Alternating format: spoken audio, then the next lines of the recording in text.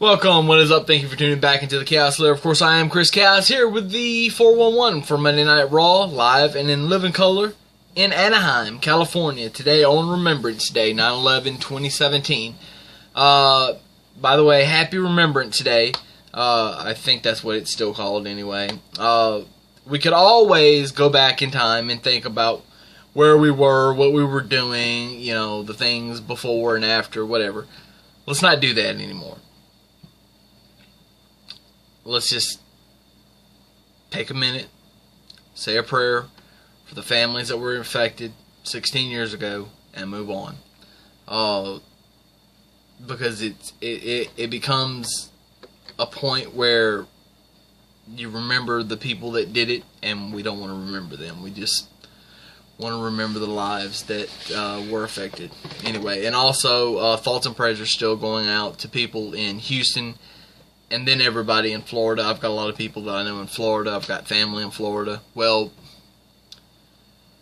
people that I call family, even though they're not blood related. And I'm glad to know that they're safe and, you know, nothing serious happened where they're at, right outside of Tampa. So, for anybody that's you know, been affected, I'm just going to continue to pray for everybody down there, and hope that things can get back to normal. I don't know why Mother Nature is PMSing so much, but that bitch needs to settle down. And that's all I got to say about that. Now, as far as Monday Night Raw goes, I thoroughly enjoyed Raw tonight, even though I kind of passed out during the first segment. That's only because I'm just so really tired, not because it wasn't good. Reigns and Jordan, phenomenal match. Jason Jordan is going to be, if they will book him right, and I don't know exactly what their mindset is, I can't really tell for right this second, but with Jason Jordan, he can be a real player in, 3 years. Like a top level guy in 3 years, if they do it right. They don't need to push him too quick. They don't need to make this a 5-year plan. I think within 3 years, 2 to 3 years, this can be accomplished. I think, I'll go ahead and say it, let Jason Jordan win the 2020 Royal Rumble. Is everybody cool with that? I can't think of a better winner right now for, 2 years from now. So there you go. The promo battle again, I mean, Reigns did pretty good. He held his own. He had one line that I think a lot of people are going to just snicker at and think, you know what, that was a good line. And it was. Hey, Cena, I know a guy. Talking about Hollywood. I know a guy that can help you in Hollywood. So, and even Cena, I mean, who knows if that was, if he knew about that or whatever, but he just, that was a good line. That was a good line. It really was. Cena still wins the promo battle, but still. Emma, no TV entrance. Horrible. Lost to Sasha Banks. Alexa's on commentary. Nia Jax then comes out.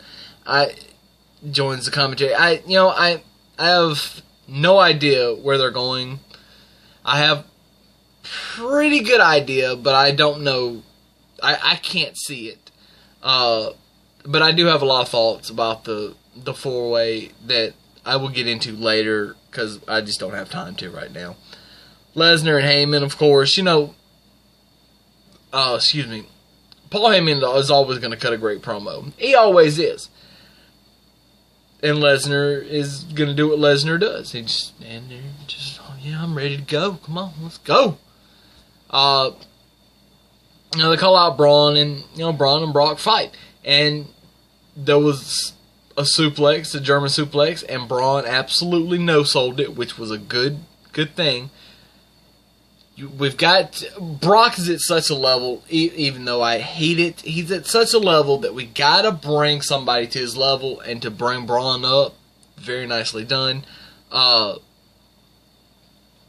chokeslam and power slam after Braun no-sells the German was just good. I'm still waiting on when Brock's going to get his receipt. Because he's got to get his receipt, I would think, before No Mercy. So it really needs to happen next week. I don't know where Raw is next week. So, yeah. I mean, because it's going to be blatantly obvious that if he doesn't get a receipt before next week, or before the pay-per-view in 2 weeks, that, I mean, Brock's going to win, and here we are again. But there could be any number of reasons. Maybe Samoa Joe comes back. Maybe he's, his injury's not that bad. Maybe he comes back and interferes, and, we have a Fugazi finish. I mean, I'm not opposed to it, but I know a lot of people would be. Goldust and Bray Wyatt, this, on paper, it didn't make any sense. But then Bray's promo, it made sense. The face, the pain, it's a crutch, it's not really you. I get it. And then he beats him, and then Bray wins, and he takes a rag and rubs, or a towel, I guess, and rubs the paint off, which I was sitting here thinking, it'd be a really cool idea if he just rubbed the paint off. And then he did it! That was amazing. And then Finn Balor comes out, and Bray powders. I'll get to the tag team thing later. Cena, Strowman, I hated that it was just kind of a throwaway match, just to be honest with you, because there was no hype.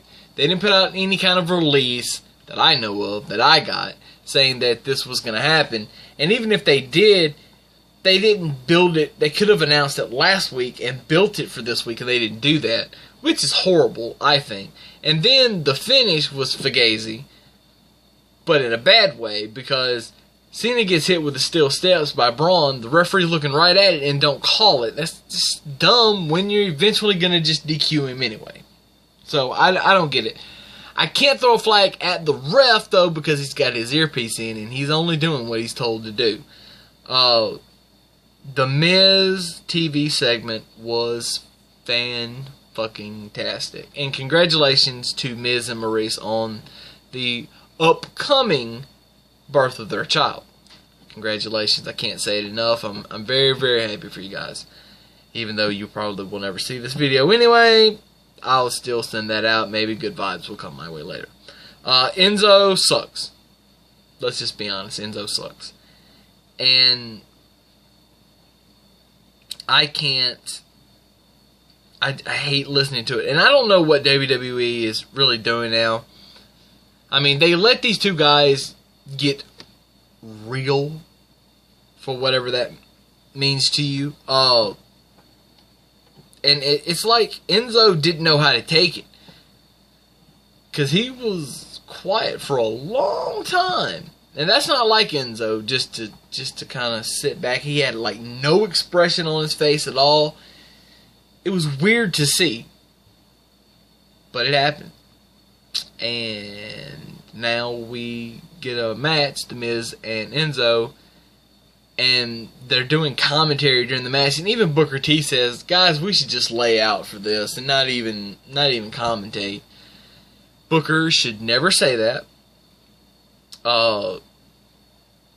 And I can't state how much I dislike Booker T as a commentator. And Booker don't even block me on Twitter. Michael Cole blocked me. JBL blocked me. Fuck, Corey Graves has probably blocked me at this point. I wish Booker would block me, because I hate him. I hate his commentary. It sucks, and they need to take him off.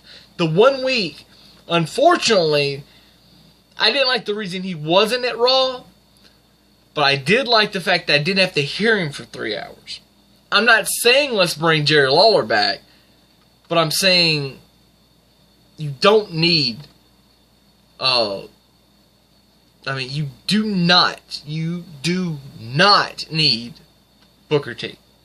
I'm fine with bringing Byron Saxton back to Raw to replace Booker T and just leaving Phillips and Corey on SmackDown. Anyway, Enzo beats Miz by disqualification because Enzo is Enzo. And then Rollins, Ambrose, and the Hardys beat Sheamus, Cesaro, and the Club. I don't like 8-man tag team matches unless it's Survivor Series, so I wasn't even really paying attention. I was kind of getting everything ready to do this. I also watched the updated little thing of the Mae Young Classic right after Raw. I have to say, I very much suggest everybody go watch it. I approve very much of that 6-woman tag match. And we finally got the chant that I wanted since the beginning. The chant, please sign, please sign so-and-so. Please sign. In this case, it was Jazzy. Jazzy was super over. And I don't really know why. I mean, she had a phenomenal match with Abby Lath, but I mean, I just don't know. I don't know why she was super over, but she was. I wish it would have been Tessa. I wish they would have done that for Toni Storm, but they did it for Jazzy. So anyway, tomorrow night, the finals. The only thing I will say is the same thing that I said, a week ago when I did my review of the last 4 episodes. If Shayna Baszler wins this, it's a disjustice to everybody else that's in that tournament, and it only serves the Ronda Rousey signing the purpose to get her to sign.